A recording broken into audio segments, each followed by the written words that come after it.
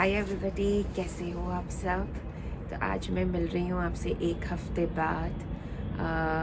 मेरी रेडिएशन हुई थी लास्ट 3 दिसंबर और आज है 12 दिसंबर, तो ऑलमोस्ट 10 दिन होने आए हैं वैसे।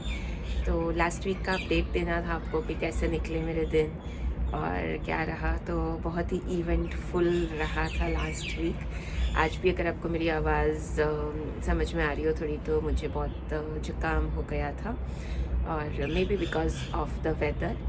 तो 3 दिसंबर के बाद तबीयत थोड़ी सी ठीक ही थी, ऐसे कोई दिक्कत नहीं थी। मोस्टली जो जॉइंट पेन्स, नौशिया वगैरह है तो वो रहता है हल्का हल्का, बट रिड्यूस्ड है। जॉइंट पेन भी काफ़ी रिड्यूस्ड है, जो मेरे को पहले ये वाली दिक्कत थी तो अभी भी ये है बट बहुत कम है। और नीज़ में भी पेन है पर कम है।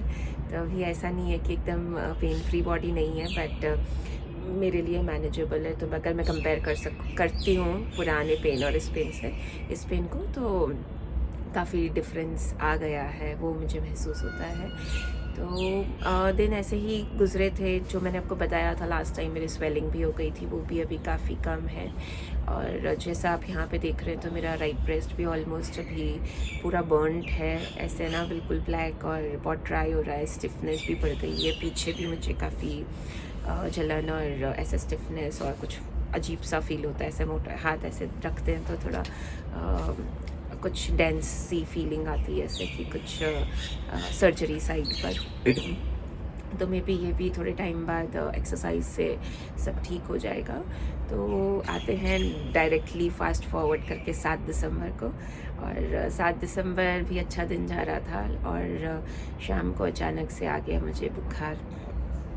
और वैसे तो ट्यूसडे से, मतलब लास्ट ट्यूसडे से 3 दिसंबर से मुझे जुकाम हो रहा था। जुकाम नहीं हो रहा था, बेसिकली खांसी हो रही थी, तो बहुत हल्की हल्की सी। तो मुझे लग रहा था कि गले में हल्की सी खराश टाइप्स है, तो वो बढ़ती गई। तो ट्यूसडे थोड़ी सी थी, वेडनेसडे थोड़ी सी थी, थर्सडे और फ्राइडे भी थोड़ी थोड़ी बढ़ी, और सैटरडे एकदम से उसने शायद से फ़ीवर कैच कर लिया होगा, तो शाम को फ़ीवर आ गया था और मेरी हालत तो एकदम टेंटिश बिल्कुल ऐसा लग रहा था कि क्या हो गया है। भले ही लो ग्रेड फीवर था, कुछ 99.5 था, और बट इतने हाथ पैर दुख रहे थे और चिल्स हो रहे थे, मुझे बहुत ज़्यादा चिल्स आ रहे थे, तो उससे मुझे ज़्यादा परेशानी हो रही थी। तो एकदम से शरीर टूटने जैसा हो रहा था, बहुत वीकनेस आ गई थी एकदम से। इवन तो 99.5 इतना ज़्यादा फीवर नहीं है, बट फिर भी एक वो टेंशन रहती है। और उसमें फिर थोड़ा ज़्यादा पढ़ लेते हैं इंटरनेट पे, तो और ज़्यादा रहता है कि क्या हो रहा है। तो जैसे रेडिएशन के बारे में पढ़ा था, रेडिएशन से थोड़े से साइड इफ़ेक्ट्स रहते हैं। ऐसे तो लग रहा था कि कहीं उसका ना हो, तो मतलब कि चलो सैटरडे नाइट निकालते, संडे देखते हैं क्या रहता है। जब संडे उठी सुबह तो ब्रश किया, और फिर उसके बाद जब एक्चुअली म्यूकस निकला, कफ़ आया मुझे। पहले मुझे ड्राई कफ़ था, लेकिन सुबह जब खांसी आई तो कफ़ आया, और उस म्यूकस में थोड़ा सा रेड टिंच था, थोड़ा नहीं वैसे ज़्यादा था। तो मुझे 5 बार ऐसी है ना म्यूकस आई होगी उस आधे घंटे में, और 5 बार ही वो येलोइश रेडिश थी। तो और डर सा लग गया, क्योंकि ऐसे कभी पहले हुआ नहीं है, तो कि क्या हो गया। और फिर बस वेट किया, और फीवर भी था तब तक, 100.5 फीवर हो गया था। तो ये थोड़ा सा प्रॉब्लम। और संडे था तो कुछ ऐसे ना कि कोई डॉक्टर्स वगैरह भी अवेलेबल नहीं रहते हैं जिनसे मेरा ट्रीटमेंट चल रहा है, तो हॉस्पिटल क्लोज रहते हैं ना। बट मैंने फिर भी सैटरडे नाइट को मेरे मेडिकल ऑन्कोलॉजिस्ट को कर दिया था मैसेज कि वो जब भी अवेलेबल हो तो वो देख के रिप्लाई कर दें। और संडे को भी मैंने उनको मैसेज कर दिया था, और इधर मेरे हस्बैंड ने रेडिएशन टीम को कांटेक्ट करने की कोशिश करी थी, तो उधर से उनका मैसेज आया था कि आप एक बार किसी फिजिशियन को दिखा दीजिए नियर बाय, और जो भी है वो मेडिसिन लीजिए। तो मैं इधर मेरी सोसाइटी में ही है एक फिजिशियन, उनके पास गई थी और उनको चेकअप करवाया था।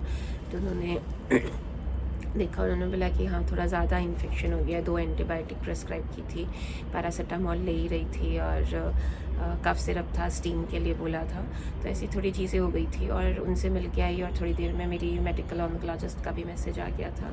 तो उन्होंने भी यही बोला था कि चिंता की कोई बात नहीं है और उन्होंने फिर मुझे अलग मेडिसिन प्रिस्क्राइब करी थी, एंटीबायोटिक ही दी थी बट अलग थी।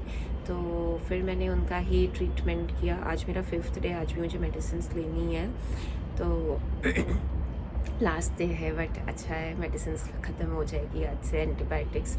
तो उन्होंने बोला था, उन्होंने बताया कि ये आप ले लेना, ठीक हो जाएगा 5 दिन में। तो बस फिर तब थोड़ी सी शांति हुई कि हाँ ठीक है, कुछ भी नहीं है। तो संडे ऐसा निकला, मंडे थोड़ा बेटर फील हुआ, फिर ट्यूसडे को वापस शाम को फीवर आ गया था, तो वो समझ में नहीं आया क्यों आया। और फिर वेडनेसडे को वापस मैं डॉक्टर से कल मतलब मिलने गई थी डॉक्टर से, तो दोनों ही डॉक्टर्स से मिली मैं, रेडिएशन ऑन्कोलॉजिस्ट और मेडिकल ऑन्कोलॉजिस्ट। तो दोनों ने ही चेक किया, दोनों ने बोला ऐसा कोई दिक्कत नहीं है। और जनरली जो ये सिम्टम्स आते हैं रेडिएशन के, अगर लंग न्यूमोनाइटिस की बात करें तो वो थोड़े से टाइम बाद आते हैं, 1-2 महीने बाद। तो in any case I have to be very careful. उन्होंने बोला कि अभी भी आप ध्यान रखिएगा, प्रॉपर रेस्ट की ज़रूरत है। अपन को लगता है कि हाँ ठीक है अभी बेटर फील कर रहे हैं, बट नो एक्सर्शन, खाने पीने का बहुत ध्यान रखना है, प्रोटीन एकदम बराबर लेना है, क्योंकि वो स्किन के ऊपर इन्फेक्शन नहीं बोलूँगी बट देन स्किन कंडीशंस कुछ अराइज़ हो जाती है। तो अभी उन्होंने जब कल चेक किया था तो उन्होंने बोला था कि ऐसा कुछ अभी दिख नहीं रहा है, इवन तो ब्लैक पूरा हो गया है, बट ऐसी कोई डरने की बात नहीं है। पपड़ियाँ भी निकल रही थी, परसों मैंने निकाली थी तो पपड़ियाँ भी निकलने लग गई है, जैसे चोट लग जाती है और अपन सूखने के बाद कैसे पपड़ी निकलती है ना, वैसे तो वो भी हो गया। और बट उन्होंने जो क्रीम लगा बताई थी वो मैं लगा ही रही हूँ, तो वो ठीक है। बट हाँ उसके अलावा उन्होंने मुझे बोला कि टेंशन की कोई बात नहीं है, मौसम ही ऐसा है अभी, तो हो गया होगा और नथिंग टू वरी अबाउट। आपका रूटीन जो भी है मेडिसिन वगैरह लीजिए और करिए। और सेम मेडिकल ऑन्कोलॉजिस्ट से जब बात हुई तो उन्होंने भी यही बोला कि कोई दिक्कत नहीं है, आप बस दवाइयाँ कंटिन्यू कीजिए।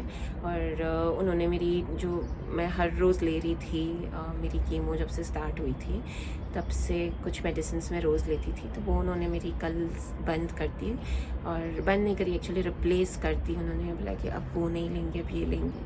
तो वो बेसिकली गट हेल्थ के लिए है जो मैं लेती हूँ, और कुछ मल्टीविटामिन टाइप्स है, तो वो भी उन्होंने चेंज किए कि अब अपन दूसरा करेंगे। मेरा विटामिन डी भी जो मेरे को 3 महीने तक का प्रिस्क्राइब किया था एवरी वीक, और उन्होंने अब वो भी मुझे बोला कि अब वो आप एवरी 15 डेज़ करिएगा। तो वो भी, क्योंकि मेरा विटामिन डी अभी बराबर है, अच्छा है एक्चुअली, तो रेंज में है, तो कोई दिक्कत नहीं है, तो उन्होंने यही बोला था। तो मेडिसिन भी कल थोड़ी चेंज की है, और बाकी बस ध्यान रखने के लिए कहा है। और बाकी बस इवेंट फुल था, काफ़ी अच्छा और थोड़ा टेंशन भरा, टेंशन मतलब इतनी ज़्यादा टेंशन नहीं, बट देन थॉट्स कम इन कि प्रिकॉशन आपको ले लेने चाहिए पहले ही कि आगे सिचुएशन वर्स हो, तो उसमें थोड़ा सा रहता है कि हाँ ठीक है ये सिम्टम्स है, तो मुझे कुछ भी सिम्टम आता है तो I am very proactive in that case कि मैं बता देती हूँ एकदम से कि ये हो रहा है, ये हो रहा है। तो कुछ को लगता है कि ये टेंशन है, बट देन हाँ ये टेंशन नहीं है, this is of me being more aware, I think so. तो मैं लिखती भी हूँ हर चीज़, और मैं आप लोगों के साथ शेयर भी करती हूँ कि मुझे जो जो हो रहा है, ताकि अगर आगे किसी को भी ऐसे कुछ प्रॉब्लम हो तो दे कैन रेफ़र और रहे कि हाँ सब ठीक है। बट हाँ अपने सिम्टम्स हमेशा नोट डाउन करके रखिए और सारे सिम्टम्स डिस्कस करिए, भले ही छोटा सा सिम्टम हो, बट देन ज़रूर डिस्कस करिए अपने ऑन्कोलॉजिस्ट के साथ, बिकॉज बहुत ज़रूरी है वो। और लेट मी चेक अगर और कुछ पॉइंट्स में मिस कर गई हूँ तो। वैसे बाकी सब ठीक है, ऐसे सब कवर अप कर दिया है मैंने। और एक चीज़ है, हाँ स्टिफनेस के बारे में आपको बता ही दिया है। बैक पेन एक है जो कि मेरा बढ़ गया है, तो अब मुझे थोड़ी सी एक्सरसाइजेज़ वैसे बहुत रिगरस अभी करनी नहीं है, डॉक्टर ने मना बोला है, बट हाँ थोड़ी स्टार्ट करनी है। अभी क्या पिछले 4-5 दिन से खाना पीना भी अच्छा नहीं हो पा रहा है बिकॉज ऑफ हेल्थ इश्यूज़, और वॉकिंग भी इतनी हो नहीं पा रही है, इतना कैपेसिटी नहीं बन पा रही है 10 मिनट से ज़्यादा चलने की, तो थक जा रही हूँ बहुत जल्दी। तो अब लेट्स सी, अभी थोड़े दिनों में तबीयत अच्छी हो जाएगी और फिर I will restart my routine और रजाइन। और बस अब मेरा नेक्स्ट इम्यूनोथेरेपी इज़ ऑन 23 दिसंबर, तो है अभी कुछ दिन, लगभग 10-11 दिन है। तो मिलती हूँ मैं आपसे वापस, तब तक के लिए बाय बाय, टेक केयर।